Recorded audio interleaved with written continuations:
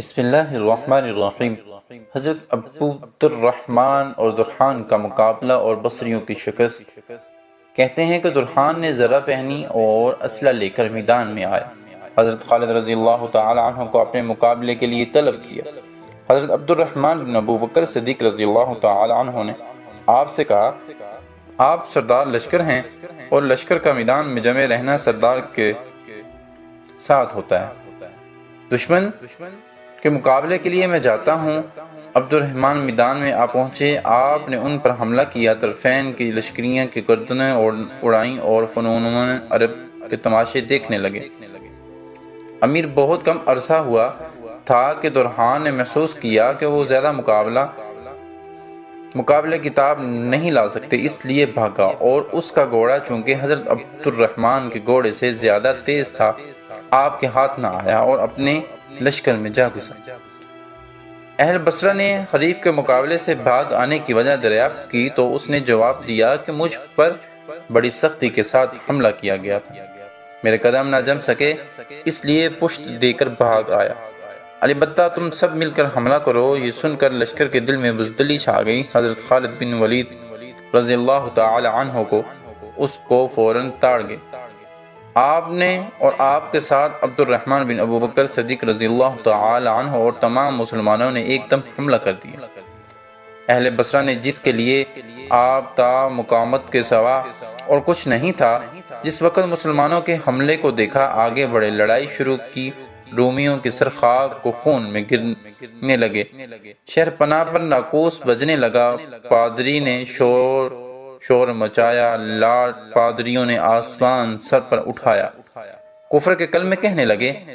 شرحبیل بن حسنہ رضی اللہ تعالی عنہ نے یہ دعا پڑھنی شروع کی، الہی یہ ناپاک قوم کلمہ کفر کے ساتھ آپ کی طرف رجوع کرتی اور آپ کے ساتھ ایک دوسرے معبود کو پکارتی ہے، حالانکہ آپ کے سوا کوئی معبود نہیں، اور ہم آپ کی طرح محض کلمہ توحید کے ساتھ آپ کی طرف رجوع کرتے ہیں۔ آپ حضرت محمد صلی اللہ علیہ وآلہ وسلم کے صدقے اور طفیل سے اس دین مبین کی قوم کافرین پر مدد فرمائیں۔ حضرت شرحبیل یہ دعا پڑھ رہے تھے اور مسلمان آپ کی دعا پر آمین آمین کہہ رہے تھے۔ پھر ایک بار زور سے حملہ کیا۔ دشمن نے خیال کیا کہ قلعہ گر پڑا، جس سے دشمن کے پیر کھڑے گئے اور باغ کھڑے ہوئے، زمین لاشوں سے پٹ گئی۔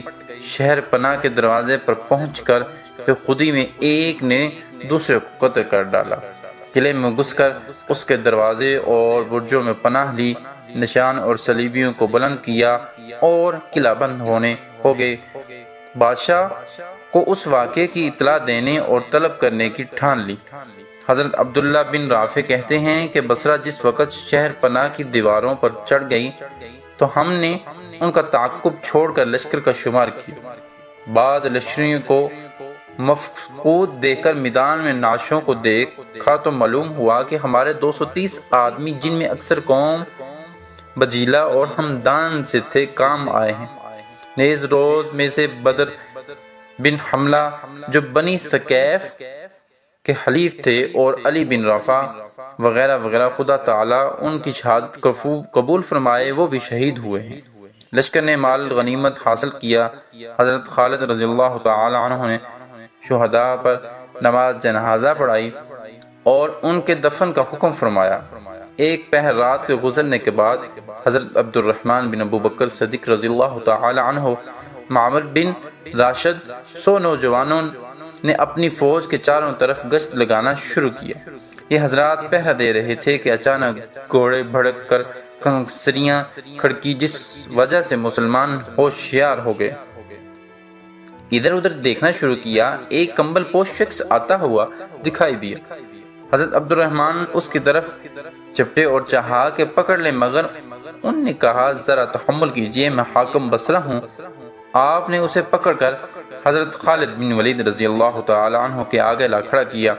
حضرت خالد رضی اللہ تعالی عنہ نے اسے دیکھ کر پہچان لیا اور وہاں سے اس نے کہا، اے امیر، میری قوم نے مجھے دھتکار دیا اور کہا کہ گھر میں بیٹھ ورنہ قتل کر دیا جائے گا۔ رات کی اس تاریکی میں اپنی اولاد اور صغیر ان بچوں سے مل سکوں کہ آپ میرے ساتھ اپنے جیتا جیتا چند نوجوان روانہ کر دیں تاکہ وہ شہر پر قابض ہو جائیں۔ آپ نے یہ سن کر سجدہ شکر ادا کیا اور حضرت عبد الرحمن بن ابو بکر صدیق رضی اللہ تعالی عنہ کو حکم دیا کہ تم اپنی سرگردی میں 100 نوجوان منتخب کر کے روماس کے ہمراہ چلے جاؤ۔ کہتے ہیں کہ جو سپاہی شہر میں داخل ہوئے تھے ان میں بھی تھا۔ جس وقت ہم ان کے مکان پر پہنچے اس نے ہمارے واسطے خزانہ کا دروازہ کھول دیا، اسلحہ تقسیم کی اور کہا رومیوں کا لباس پہن لو۔ ہم نے ان کا لباس پہن لیا اور شہر کے ہر 4 طرف 25 سوار کھڑے کر دیے۔ حضرت عبد الرحمن بن ابی بکر صدیق رضی اللہ تعالی عنہ نے فرمایا جس وقت تم ہماری تکبیر کی آواز سنو فوراً تکبیر کہنا۔ زرار کہتے ہیں کہ ہمیں جن جن مقامات پر متعین کیا گیا تھا وہاں پہنچ کر حملے کے لیے تیار کھڑے ہو۔ فرماتے ہیں مجھے معتبر روایوں سے معلوم ہوتا ہے کہ حضرت عبد الرحمن بن ابو بکر صدیق رضی اللہ تعالی عنہ نے اپنے دستے کے سواروں کو متعین کرنے کے بعد خود بھی ذرہ پہنی اور روماس نے بھی ایک ضرب پہن کر حضرت عبد الرحمن رضی اللہ تعالی عنہ کی خدمت میں ایک تلوار پیش کی جس کو آپ نے اپنے اصل اور لباس میں شامل کر لیا۔ روماس حضرت عبد الرحمن رضی اللہ تعالی عنہ کے ہاتھ لے کر اس برج کی طرف سے جس میں میدان درحان اور اس کے ساتھی رہتے تھے لے چلا۔ جس وقت یہ حضرات برج کے قریب پہنچے تو درحان اور محافظوں نے مزاحمت کی۔ درحان نے دریافت کیا کہ تم کون لوگ ہو؟ روماس نے جواب دیا میں سردار روماس ہوں۔ بولا تیری منحوس قدم یہاں کیوں آئے اور یہ تیرے ساتھ دوسرا شخص کون ہے؟ روماس نے کہا یہ میرا ایک دوست ہے، تمہاری ملاقات کا اشتیاق رکھتے ہیں۔ اس نے کہا بدبخت یہ آخر ہے کون؟ روماس نے جواب دیا یہ حضرت ابو بکر صدیق خلیفہ رسول اللہ صلی اللہ علیہ وسلم کے صاحبزادے عبد الرحمن ہیں اور اس لیے تشریف لائے ہیں کہ تیری ناپاک روح کو دوزخ کے گڑھے میں دھکیل دیں۔ درحان نے جس وقت روماس کی زبان سے یہ الفاظ سنے چاہا کہ حملہ کر دے مگر گھبرا گیا اور اس کے دل نے بہادری نہ کی۔ حضرت عبد الرحمن بن ابو بکر صدیق رضی اللہ تعالی عنہ نے اس سے پہلے فوراً تلوار سون کر اس کے شانے پر ایک زور سے مار کر گردن کٹ کر گرا دیا۔ آپ نے تلوار کا وار کرتے ہوئے زور سے تکبیر کی۔ روماس نے اس تکبیر کا جواب دیا۔ دستہ اور رسالہ مسلمانوں نے جس وقت تکریر کی آواز سنی بصرہ کے چاروں طرف تکبیر کا نعرہ بلند کیا جس کی گونج نے پتھروں، پہاڑوں اور درختوں اور خدا رسیدہ لوگوں کو اپنا ہم آہنگ وہم نوا بنا لیا۔ صالحین کی زبانوں پر شکریہ کا الفاظ جاری ہوئے۔ انہوں نے کہا ہمارے معبود اور اے ہمارے آقا کیا ہی اچھا ہوا، آپ کا ذکر حقیقتاً نہیں ادا کر سکتے، ہم آپ کو شکریہ ادا کرتے ہیں۔ ہم نے سن لیا ہے کہ کلمہ توحید کو اور پہچان لیا ہے، اہل تمحید اور تمجید کو۔ کہتے ہیں کہ جس وقت مجاہدین کی تکبیروں سے اطراف بصرہ گونج اٹھا ان کی تلواروں نے رومیوں کا خون پینا شروع کیا تو حضرت خالد بن ولید رضی اللہ تعالی عنہ اور آپ کی فوج ظفر موج نے تکبیروں کی آواز پر لبیک کہی شہر میں داخل ہو گئے۔ جس وقت اہل بصرہ نے اپنے شہر کو تلوار کے زور سے ختم ہوتے دیکھا تو تمام باشندگان نے شور و واویلا کیا، عورتوں اور بچوں نے آہ بکا، جوانوں نے نعرہ فریاد شروع کی، امان امان کی آوازیں ہر چاروں اطراف سے آنے لگیں۔ حضرت خالد رضی اللہ تعالی عنہ نے دریافت فرمایا یہ کیا کہتے ہیں؟ روماس نے عرض کیا امان طلب کرتے ہیں۔ آپ نے فرمایا فوراً تلواریں میان میں کر لی جائیں۔ یہ سنتے ہی تلواریں حمائل ہو گئیں۔ صبح تمام اہل بصرہ آپ کی خدمت میں حاضر ہوئے اور کہا کاش اگر ہم آپ کے ساتھ صلح کر لیتے تو اس حالت اور نوبت کو نہ پہنچتے۔ آپ نے فرمایا جو کچھ قسام ازل نے تقسیم کر دیا وہ بغیر ملے نہیں رہ سکتا اور جو کچھ تقدیر میں لکھ دیا وہ بغیر ہوئے نہیں ٹل سکتا۔ اہل بصرہ نے پوچھا کہ آپ نے کس کی رہبری اور کون سے شخص کی مخبری سے ہمارے شہر کو فتح کیا؟ آپ کو روماس کا نام بتلاتے ہوئے شرم آئی مگر روماس نے فوراً کھڑے ہو کر کہا، اللہ اور اس کے رسول کے دشمنوں، جس شخص نے اللہ تبارک و تعالیٰ کی مرضی حاصل کرنے اور تم سے جہاد فی سبیل اللہ کے لیے یہ کام کیا ہے وہ میں ہوں۔